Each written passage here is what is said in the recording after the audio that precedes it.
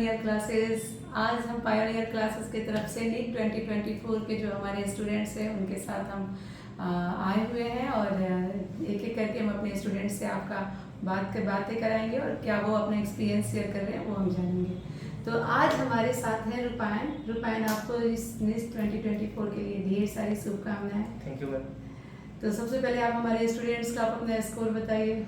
मुझे NEET UG 2024 में 690 मिला है आउट ऑफ 720। आपकी जर्नी पायोनियर क्लासेस के साथ कितने साल की रही है? 3 साल का लगभग रहा है।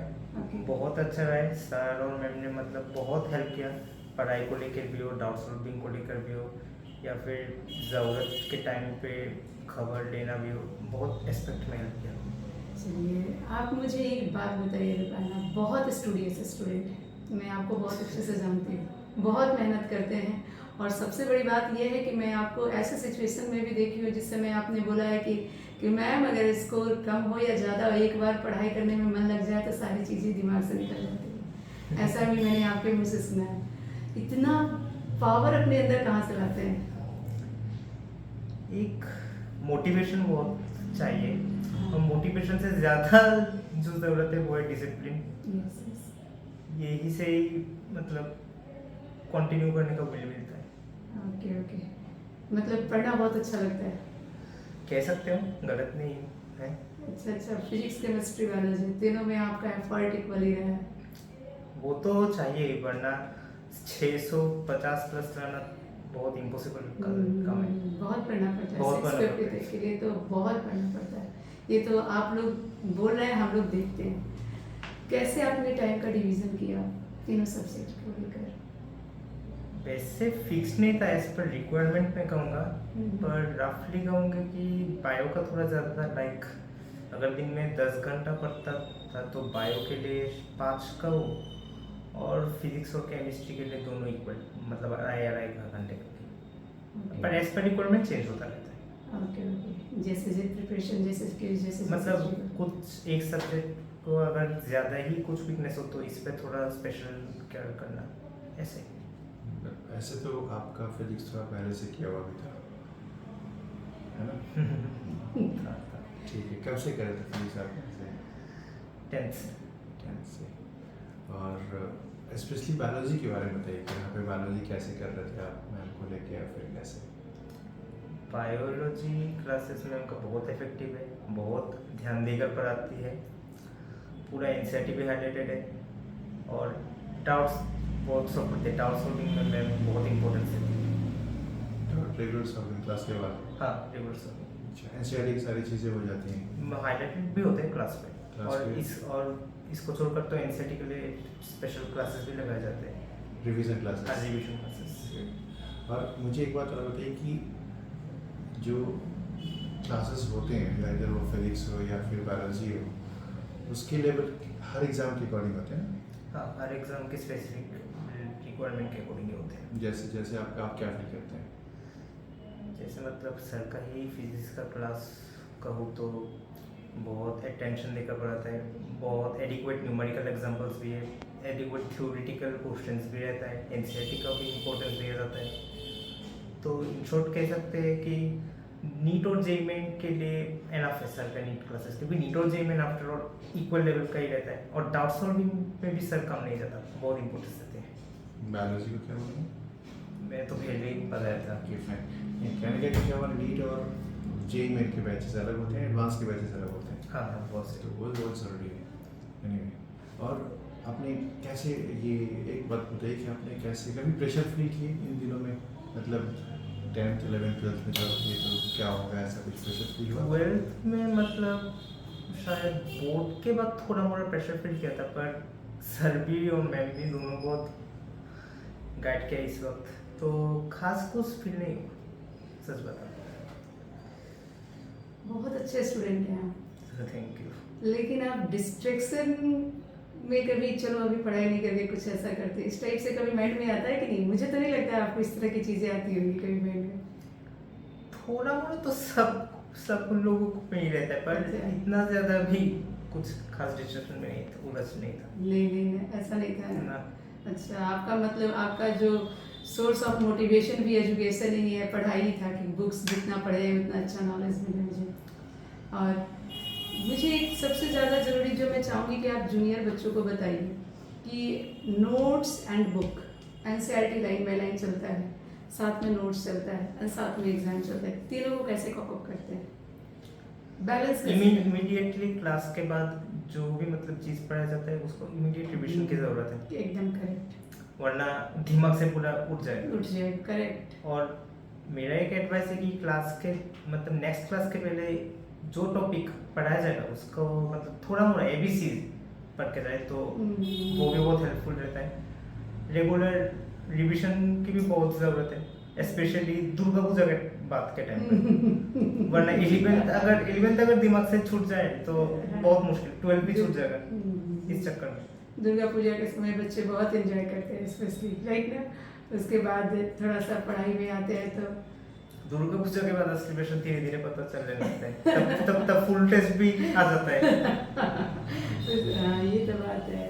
तो इस तरीके से आपने, अच्छा मुझे एक और बात बताइए, जैसे आप फिजिक्स, केमिस्ट्री, बायोलॉजी कैसे उसके क्वेश्चंस को कैसे प्रैक्टिस करते थे? क्वेश्चन सब तरह की प्रैक्टिस करना चाहिए, चाहे आसान हो, मीडियम लेवल का हो या फिर बहुत डिफिकल्ट हो। थ्योरेटिकल भी करना चाहिए और न्यूमेरिकल्स भी करना चाहिए, और यहाँ के मॉड्यूल्स भी ये सब एस्पेक्ट्स को कवर करते हैं, चाहे बहुत आसान क्वेश्चन ही क्यों ना हो, मीडियम क्वेश्चन भी क्यों ना हो, हर टाइप के क्वेश्चंस भी कवर करते हैं। फिजिक्स में भी स्टेटमेंट, AR, मैचिंग क्वेश्चंस देते हैं, बहुत हेल्पफुल रहता है इससे। जो बच्चे एग्जाम को लेकर क्लासेस एब्सेंट करते हैं, बिल्कुल नहीं करना चाहिए, बिल्कुल नहीं करना चाहिए। स्पेशली तो दिन के दिन कंपटीशन तो बहुत बढ़ रहा है, आप तो देख ही सकते हैं। बिल्कुल। तो ये स्टेप लेना मतलब चलिए, और मुझे एक और चीज़ बताइए कि जैसे एक कॉमन हैबिट होता है, ये ह्यूमन हैबिट है, इसको मैं नहीं कहूँगी कि सिर्फ स्टूडेंट्स में ही होता है, हमें भी होता है, भूल जाना। आप में भी होता है? क्यों नहीं, मैं तो कोई रोबोट नहीं है। हाँ बिल्कुल, ह्यूमन हैबिट है ये बच्चे बहुत परेशान होते हैं कि हम भूल जाते हैं मैम, और इससे बहुत ज़्यादा बच्चे डिस्परेट हो जाते हैं कि हम भूल जाते हैं। ये तो पहले ही पता है, मतलब अगर शुरू मतलब जिस दिन जो टॉपिक पहले दिन पढ़ोगे तो इससे भूलने का चांस कम होता है, और फिर तो रेगुलर क्वेश्चन प्रैक्टिस रहना चाहिए। और एक और स्ट्रेटेजी फॉलो करना चाहिए, मतलब टेस्ट के बाद mistakes analysis. Yes, very good. अगर ये ना किया तो वीक तो कौन सा टॉपिक तुम्हारा वीक है, कौन सा टॉपिक तुम्हारा स्ट्रॉन्ग है, ये पता नहीं चल पाएगा। बट क्योंकि रिवीजन के वक्त मतलब फाइनल रिवीजन के वक्त लाइक फरवरी, मार्च, अप्रैल में महीने में ये चीज़ बहुत इंपॉर्टेंट हो जाते हैं, टॉपिक में डिस्टिंग्विश करना तुम्हारा कौन सा वीक है कौन सा स्ट्रॉन्ग है, तो ये शुरू से करना चाहिए। टेस्ट कैसे मैनेज करते, जो टेस्ट कितना हेल्पफुल था आपके लिए? यहाँ के टेस्ट देते थे, सारे टेस्ट दिए आपने? हाँ, ऑलमोस्ट कभी टेस्ट मिस नहीं करते, कभी नहीं मिस करते थे। चाहे वो बायोलॉजी के श्रुतम हो, संभव श्रुतम, संभव। अच्छा मुझे एक बात, वीकली टेस्ट हो या फिर जो रेगुलर होते हैं, then after that the big bang is like कौन सा RBT। आप पहले सबसे पहले बताइए कि RBT की स्पेशलिटी क्या है? RBT की स्पेशलिटी है कि स्टैंडर्ड नीट क्वेश्चन, मतलब अगर RBT टेस्ट आप सीरियसली देते हो तो डरने का कोई ज़रूरत नहीं, क्योंकि इसे सब लेवल का क्वेश्चन कवर होता है, easy ones, medium ones and tough ones, सब टाइप्स के क्वेश्चन, चाहे स्टेटमेंट हो, असर्शन हो, मैचिंग हो, सब हर एस्पेक्ट को कवर करता है। और ये टेस्ट अगर सही से दिया और सही से एनालाइज किया तो बहुत हेल्पफुल रहेगा आप लोगों के लिए। तो इसमें हर स्टेज के लिए, मतलब जैसे RBT का 2 स्टेज है, बट एग्जाम के नीट एग्जाम के हर स्टेज के लिए आपको रेडी किया था इन दैट सेंस कि क्वेश्चन आसान आएगा तब भी आपको स्कोर कर सकते हो, क्वेश्चन मीडियम आएगा तब भी स्कोर कर सकते हो, क्वेश्चन टफ आएगा तब भी स्कोर कर सकते हो। तो वो और हर मोड के हिसाब से उसको डिज़ाइन किया गया, और डे बाई डे उसको हम लोग काफ़ी और भी इम्प्रूव कर रहे हैं। अभी तो कंप्लीट NCERT के पेजेस से उठा के क्वेश्चन से वहाँ पे दे रहे हैं, no issue, every year figure होता है चीज़ें। तो टेस्ट बहुत इंपॉर्टेंट है जैसे आप बोल रहे थे ना, राइट?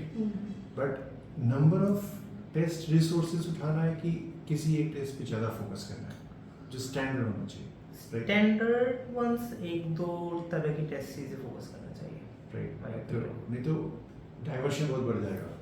डाइवर्शन बहुत बढ़ जाएगा, फिर पढ़ने का टाइम ही कम हो जाएगा, Yes, इससे क्या yes. फ़ायदा। दैट इज़ वेरी इंपॉर्टेंट कि इन्होंने जो कहा ना कि नंबर ऑफ फोकस तो एक जगह रहना ही चाहिए जहाँ पे आप फुल्ली प्रिपेयर्ड होकर टेस्ट दें, सो दैट कि आपको एनालाइज करने का मौका मिलेगा। अदरवाइज आपने टेस्ट और टेस्ट भी जो देना चाहिए रिलेवेंट होना चाहिए, और Relevant. आरबीटी रिलेवेंट रहता है, मैं गारंटी के साथ कह सकता हूँ। ओके, मींस आरबीटी नीट के काफ़ी रिलेवेंट टेस्ट है। रिलेवेंट है, बहुत रिलेवेंट है। गुड। और जो मंथली होता है वो तो एक पार्ट से स्टार्ट किया था धीरे धीरे, मतलब हम बोले थे आपको जो वीकली मंथली टेस्ट है वो प्रिपेयर करता है आपको इन टर्म्स ऑफ आपकी डेली पढ़ाई कैसे चल रही है, आप उस मंथ में कैसे पढ़ाई किए हो, इन सारे analysis, and then finally goes to the RBT जो कि एकदम आपको लेके जाता है फ्लाई करा के कि यस। क्योंकि मैं आपको शॉकिंग होगी कि मैं आपको बताऊं कि आपके आरबीटी का भी एवरेज स्कोर वही था, याद है आपको? हाँ, 70-80 ऐसा ही कुछ। 80, 90, 690, 700 का भी गया है टेस्ट में, 75 भी गया है, राइट? लेकिन एवरेज उसी के स्कोर में थे। तो अल्टीमेट बच्चों का ऐसा हुआ है कि उसमें अगर आप एक पार्शियल मार्क्स को रखते हो, इन दैट केस आपको बहुत एनर्जी फील होगी कि यस आप डॉक्टर बनने जाओगे, राइट? मैम कुछ पूछ रहे हैं? मैं बोलूँगी कि आप जैसे आरबीटी दे रहे थे, क्लास 12 भी कर रहे थे, तो ये हमारे जूनियर बच्चे लोग को बताइए जो अभी आरबीटी हमारे यहाँ दे रहे हैं, वो कैसे इस चीज़ को करें। आपने क्या स्ट्रेटेजी फॉलो किया था? आरबीटी के साथ साथ क्लासरूम, मंथली, संभव सारे टेस्ट को आप दे रहे थे, तो आरबीटी का रिवीजन आप कैसे करते थे, प्रिपरेशन आरबीटी के लिए?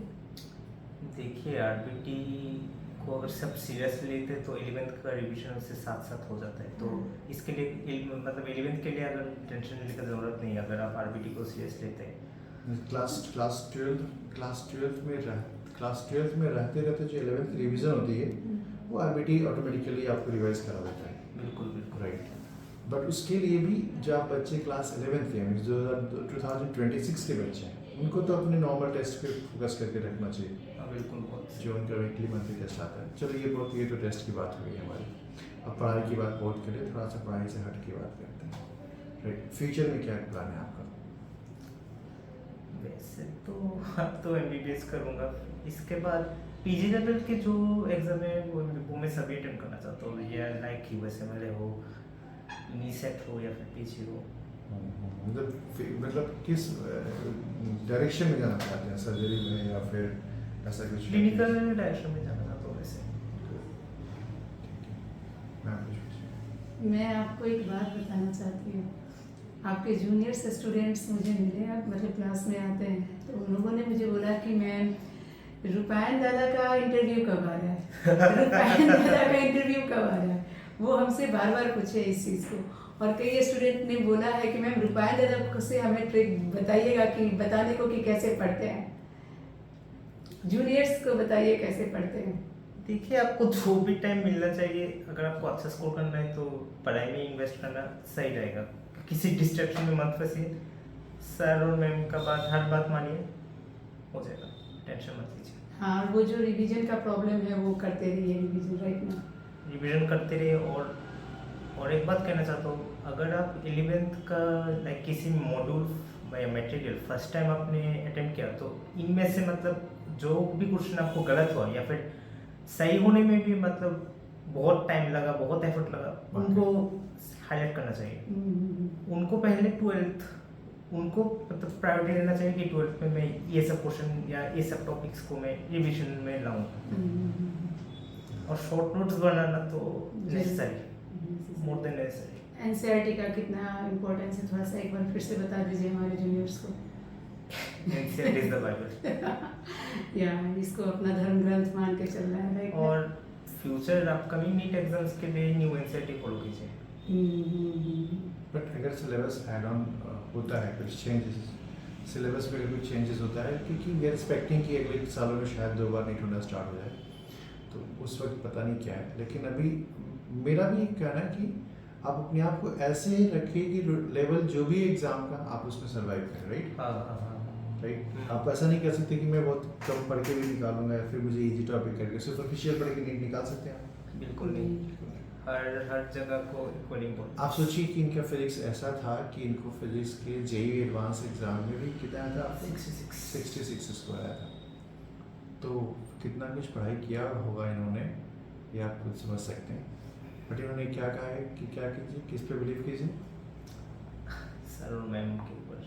जोर से बोल दीजिए। सर और मैम के ऊपर मत। कर लीजिए, हो जाएगा, सही ना?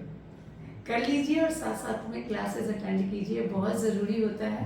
और देखिए इतने अच्छे स्टूडेंट, रूपायन इतने अच्छे स्टूडेंट होने के बावजूद एक बात बोले हैं जो बहुत अच्छी लगी है मुझे, कि मैम क्लास अटेंटिवली करना बहुत ज़रूरी होता है। बहुत ज़रूरी, वरना Yes. वरना यही से प्रॉब्लम शुरू होता और है। जिस दिन में पढ़ाया जा रहा है सेम डे चीज़ों को रिवीजन करना बहुत ज़रूरी होता है, नहीं तो टाइम फेस, राइट ना? तो ये जब रूपायन इतना पढ़ते हैं और इसके बाद उनका ये एक्सपीरियंस है, तो मैं सभी जूनियर को बोलूँगी कि इस चीज़ को आप भी फॉलो कीजिए, आप भी क्लासेस सीरियसली लीजिए एंड क्लास के बाद जो भी पढ़ाया जाता है उसको घर पे जाके रिवीजन कीजिए, वो सेम डे होना चाहिए, बहुत ज़रूरी है। ठीक है रूपायन, बहुत सारी शुभकामनाएं आपके कमिंग Thank you, फ्यूचर के ma'am. लिए, और हम चाहते हैं आप बहुत अच्छे डॉक्टर बन के आइए, शुक्रिया, हमारी शुक्रिया। सोसाइटी को सर्व कीजिए। ओके।